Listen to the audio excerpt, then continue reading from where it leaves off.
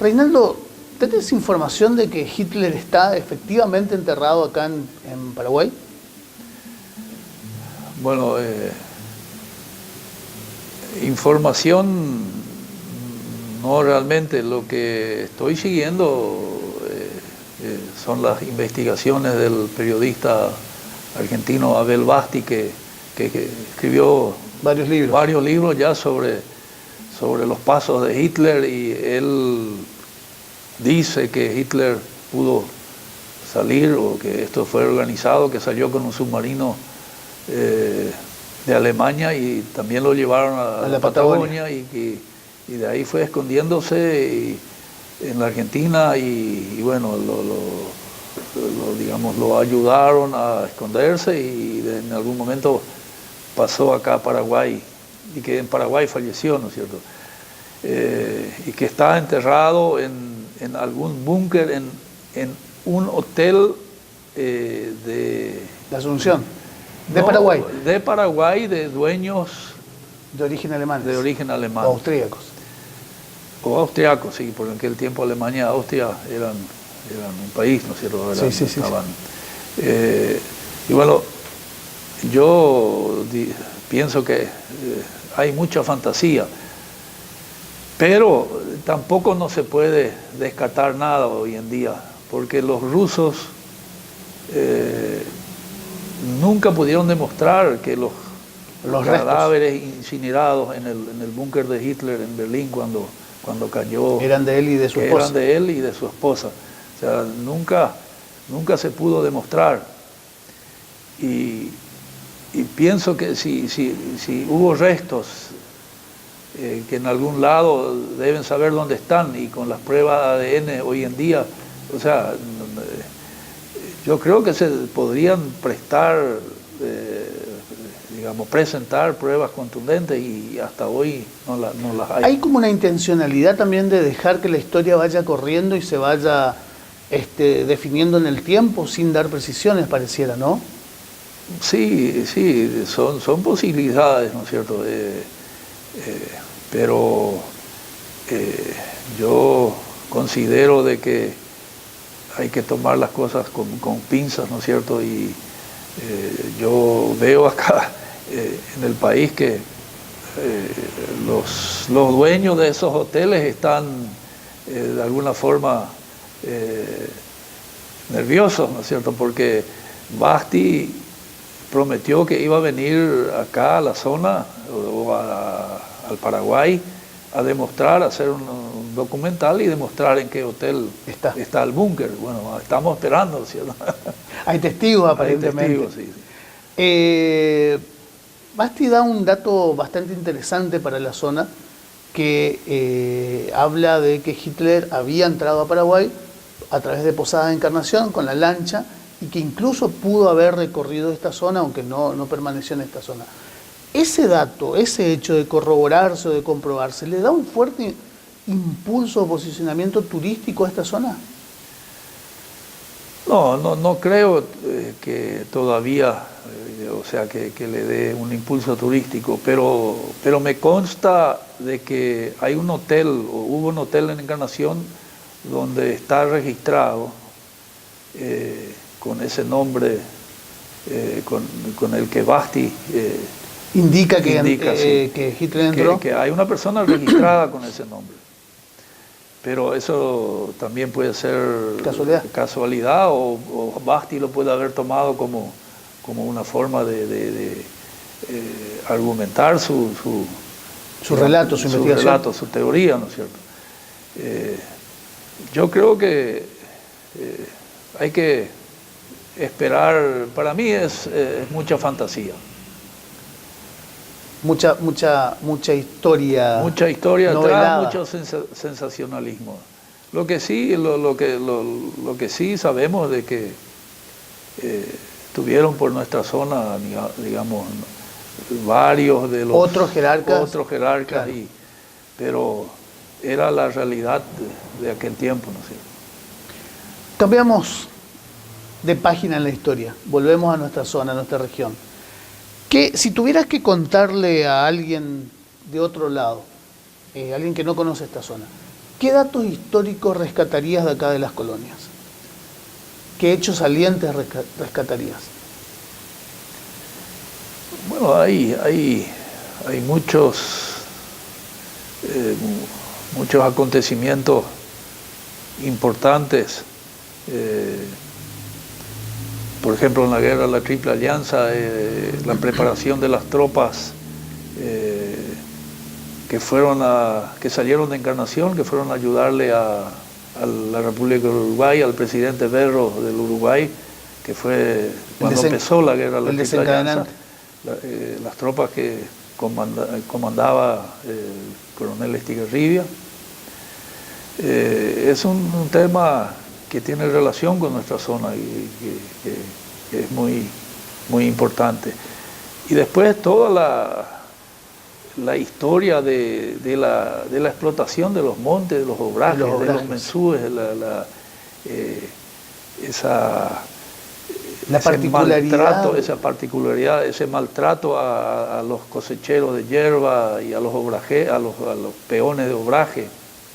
Y hay otro tema que me apasiona y que dentro del libro de Historia Obligado va a tener su capítulo, que es el primer contacto del etnólogo Federico Christian Meinsusen con la etnia, con los indios Aché Guayaquí, que ocurrió en Obligado, y que es muy, muy interesante, porque Federico Christian Meinsusen fue un alemán que estudió en Alemania, terminó en la universidad, tenía estudios de antropología, de etnología, y él vino a América, salió de Alemania y llegó a Hohenau, y acá le conoció a don Rodolfo Miller, que fue uno de los que le ayudaron a Pastor Servando Obligado en su administración, en su venta de lotes. Y Miller y Christian Meinsusen trabajaron un tiempo en los obrajes de la zona. Y en la zona de Campo Ángel, que es una zona de campos naturales abiertos, ahí los obrajeros tenían sus campamentos, sus planchadas. Y ahí Meinsusen vio que existían en la zona indios salvajes, que no querían contacto con la gente. Esos indios se escondían en los montes. Y él empezó a estudiar, a interesarse sobre eso. Y quiso contactar con ellos para estudiarlos más a fondo, ¿no es cierto? Entonces, la historia relata, porque él mismo escribió después en sus cartas sobre ese primer contacto, que él, estando en Jesús, en la casa de un amigo, lo llaman y le dicen que los indios Aché, los salvajes, ¿no es cierto?, los que estaban escondidos en los montes, atacaron un campamento obrajero en Campo Ángel, y mataron un caballo y llevaron parte para comer, lo llevaron a los montes. Entonces Meinsusen con un indio mestizo que él ya lo había contratado para recorrer la zona, siguen las huellas y consiguen el contacto, consiguen encontrar ese campamento, y al escaparse los Aché, los que estaban ahí, uno se quebró la pierna, y bueno, y a ese indio lo capturaron con dos criaturas juntos, lo capturaron, lo llevaron a Jesús, después de Encarnación lo curaron, y ahí Meinsusen aprendió la lengua de los Aché. Y gracias a eso pudo contactar después, porque Meinsusen también recibió una herencia de sus padres en Alemania, y compró tierras en Capitamesa, al punto que la colonia Capitamesa en su principio se llamaba colonia Meinsusen. Claro. Pero él hizo sus estudios durante muchos años sobre esa etnia. Él aseguraba que los Aché Guayaquí eran digamos, emigrados que vinieron de euroasiáticos, que cuando los continentes estaban unidos a través claro. del mar de Bering, llegaron a América y bajaron al sur, a Perú, a Paraguay, y que son descendientes euroasiáticos, ¿no es cierto? Porque son indios de tez más blanca, de más estatura, de distinta conformación física, ¿no es cierto? Pero lo interesante para mí fue digamos que el primer contacto que él hizo fue en Obligado, fue en la cercanía de los campamentos obrajeros en Campo Ángel. Y eso me sirvió para desarrollar un capítulo dentro del libro. Hay muchos registros de lo que fue, digamos, el intercambio cultural entre los pueblos originarios y los inmigrantes de acá, ¿o fue una historia que fue como dejada de lado? No, hay registros. Yo creo que las historias de los pueblos indígenas del Paraguay está muy bien documentada. Es increíble ver el material que hay en Asunción de las tribus, de las etnias del Chaco, de toda la región oriental también. Hay mucho material escrito, muchos historiadores europeos, también paraguayos. Hay que visitar el Museo Andrés Barbero en Asunción. Uno puede pasar el día viendo y todo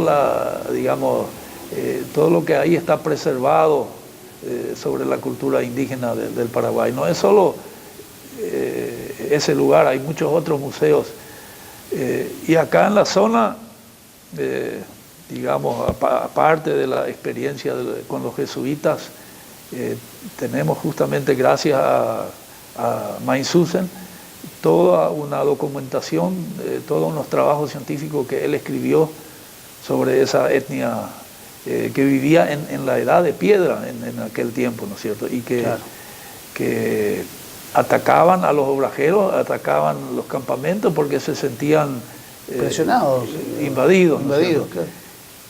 Y fue terrible toda esa historia porque los obrajeros al verse atacados reaccionaban y empezaron a matar a los Aché, a los indígenas, y eso llegó a tal punto que después fue un negocio, claro, vender esclavos, vender criaturas indígenas, especialmente a la Argentina, ¿no es cierto? Pero fue una realidad. Y Mainzuzen escribió, aparte de las investigaciones científicas sobre los Aché, escribió también toda esa historia, y hay una documentación muy, muy interesante que está en poder del señor Ronaldo Ditze en el museo que él tiene acá en Obligado. Él recibió esa documentación de la hija de Mainzuzen, porque Mainzuzen después se casó, se juntó con una aborigen, una india Aché Guayaquí, y tuvo una hija, Silvia su nombre, y vive todavía en Pilar. Tiene más de 95, 96 años. Y Silvia le donó a Ronaldo Ditze todo el resto de una documentación enorme que está en el museo sobre todos esos estudios y la investigación que hizo Mainzuzen. Es importante que alguien pueda tener el tiempo y revisar ese material y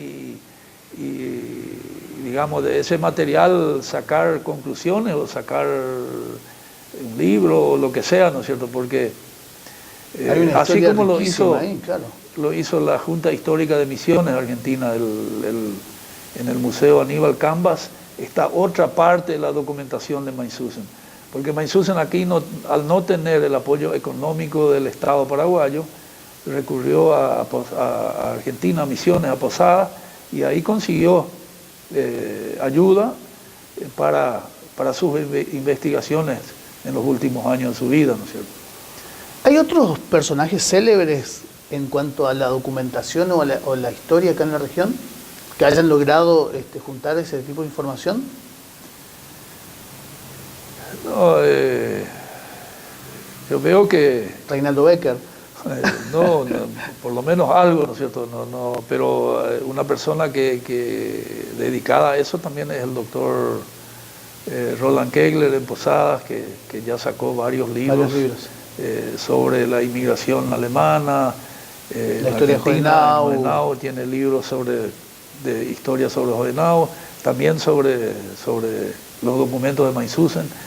Es una persona realmente que deja un legado interesante para nuestros jóvenes, para los que les interesa nuestras raíces, ¿no es cierto? ¿Está suficientemente difundido, ya que hablas de los jóvenes? ¿Se conoce? O sea, los jóvenes de esta región tienen acceso a ese material, están al tanto, se interesan, no les interesa. ¿Está difundido? ¿Está ocultado? Está difundido. Hoy en día todo está disponible a través de Internet, de la tecnología, ¿no es cierto? Lo que tenemos que despertar es el interés de los jóvenes. Y eso yo creo que falta incentivar en las escuelas, en la educación, ¿no es cierto? No conocer nuestros orígenes, nuestras raíces, cómo fue todo ese proceso, ese tiempo, es muy interesante y es un deber de nuestra juventud, pero para que eso ocurra debemos ser motivados. Debemos estar motivados y debemos exigir al Estado de que impulse, que proyecte. Exactamente. ¿Te invitan en las escuelas primarias, secundarias, en las universidades acá en la zona para dar charlas de estos temas que estamos hablando, por ejemplo? Sí, o sea, en varias ocasiones tuve la posibilidad de dar alguna charla o también, digamos, alguna entrevista así a estudiantes que quieren empezar a conocer un poco. Pero en general considero de que esto hay que trabajarlo porque es muy importante para nuestros jóvenes. ¿Tenés un archivo abierto a la comunidad o cómo trabajás con tus cosas? No, tengo que organizarlo. Tengo que ser sincero, soy un analfabeto, ¿cómo se dice? ¿De la tecnología? De la tecnología. Cuando llegó todo el tema de internet y todo, bueno, uno deja hacerlo a sus hijos y no se meten. Apenas abrir la computadora y buscar algún dato, eso lo podemos hacer, pero digamos, en ese sentido debo decir que es todavía un objetivo que tengo que hacer, pero desde luego todo lo que voy juntando y lo que queda lo voy a donar o lo voy a dar a donde corresponda, ¿no es cierto? Eso va a estar disponible para todos. ¿Qué tenés? ¿Una habitación con un montón de papeles, fotocopias, libros, recortes? No, ¿Cómo tenés organizado tu archivo? Una pieza con mi escritorio y ahí no entra nadie. Ahí tengo todos mis libros y como soy de guardar todo, de mis tiempos de Buenos Aires, todas las cosas nunca las tiré. Entonces, hoy en día también ya por suerte las tengo clasificadas en cajas con rótulos. Entonces, todos los temas están separados, digamos, para tener un acceso rápido y no empezar a buscar y ponerse nervioso. Reinaldo, de todos los temas que tenés, ¿cuál es el que más te apasiona? ¿Cuál es el que más te gusta? De todos los temas que investigaste. No, y realmente me gusta la historia de mi colonia, de mis orígenes, de nuestra zona, pero me gusta también leer sobre la guerra de la Triple Alianza, sobre esa terrible conflagración que se tuvo en nuestro país, ¿no es cierto?, con nuestros grandes vecinos, y todo lo que sucedió allí. Realmente me fascina y estoy participando en charlas, en eventos. Justamente estamos organizando para este mes una disertación de la Asociación Cultural Manduará de Asunción, que va a venir a hablar sobre la guerra de la Triple Alianza, y con temas relacionados al departamento de Itapúa. Claro. Entonces, esa es la parte que sigo paralelamente, pero por ahora realmente estoy concentrado en la historia obligado, y después ya estoy guardando material para hacer algo para los 100 años de Bellavista. También quiero, digamos, dar a conocer el material que tengo guardado sobre Bellavista. Sí.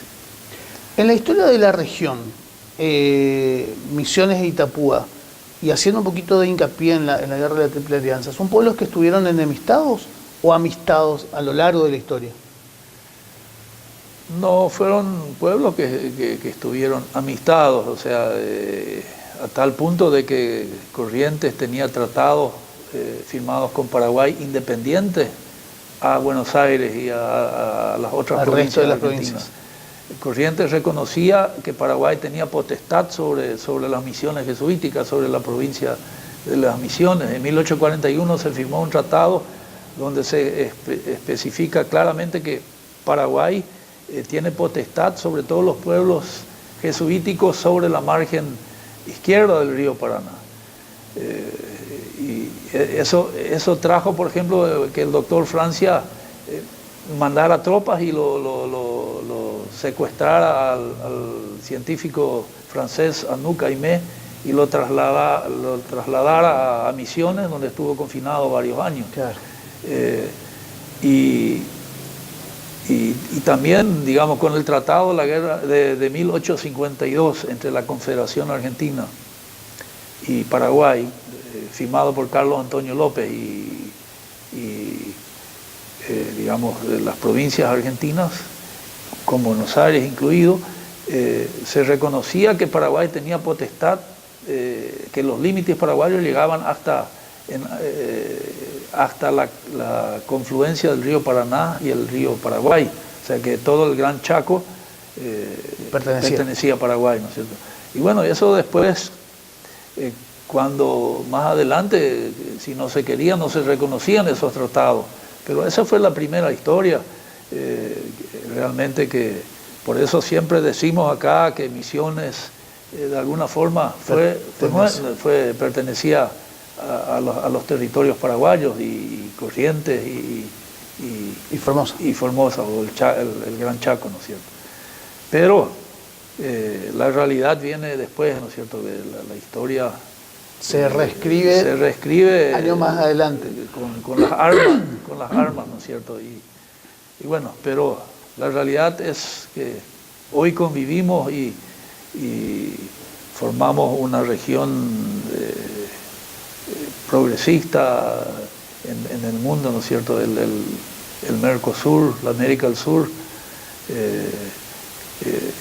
es un lugar interesante y lindo para vivir, para desarrollarse.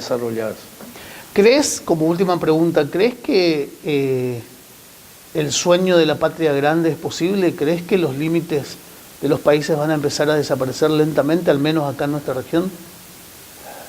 Yo creo que no, porque la cultura que traemos, que llevamos adentro, el nacionalismo que cada uno tiene y que defiende, nos lleva a trabar eso. Pero sí trabajar juntos, unidos, así como creo que se está haciendo en las últimas décadas, ¿no es cierto? Pero siempre existen, digámoslo, las antiguas realidades, historias, como ahora que Bolivia reclama la salida al mar, a Chile, ¿no es cierto? Y pienso que igual que acá en las Colonias Unidas, siempre decimos, ¿por qué no hacemos una sola ciudad, una sola municipalidad? Todos decimos que sí, que lindo, pero en el fondo, Al momento de los hechos. en el fondo, Henao se siente orgullosa de su pasado obligado Bellavista y creo que va a ser muy difícil. Pero trabajar juntos sí. Y se puede. Se puede. Bueno, queremos agradecerte la entrevista. La verdad que fue un momento agradable, un pantallazo por toda la historia. Tenés datos extremadamente interesantes. Por supuesto, queremos que esta charla, no sé si para la televisión, pero después no termina acá porque vamos a seguir tratando de rescatar algunos datos de esta zona que los tenés como para poder seguir difundiéndolos. Muchas gracias, René. No, yo también le agradezco la posibilidad, ¿no es cierto? Y estoy a disposición. Yo creo que cuanto más podamos informar de esos datos, de ese archivo que tenemos, es importante para la comunidad y especialmente para los jóvenes que tienen que, digamos, aprender y querer a la patria chica, ¿no es cierto? La última pregunta, si algún chico quiere saber algún dato, ¿te puede molestar? ¿Te ubica? ¿Es fácil encontrarte? ¿Le vas a atender? Sí. Yo tengo ahí, estoy, bueno, en mi vivienda o en la oficina de la inmobiliaria, ¿no es cierto? Estoy siempre disponible, que alguien quiere conversar, con mucho gusto lo voy a recibir y le voy a dar lo que necesita o donde puedo apoyar, ¿no es cierto? Gracias, muchas gracias.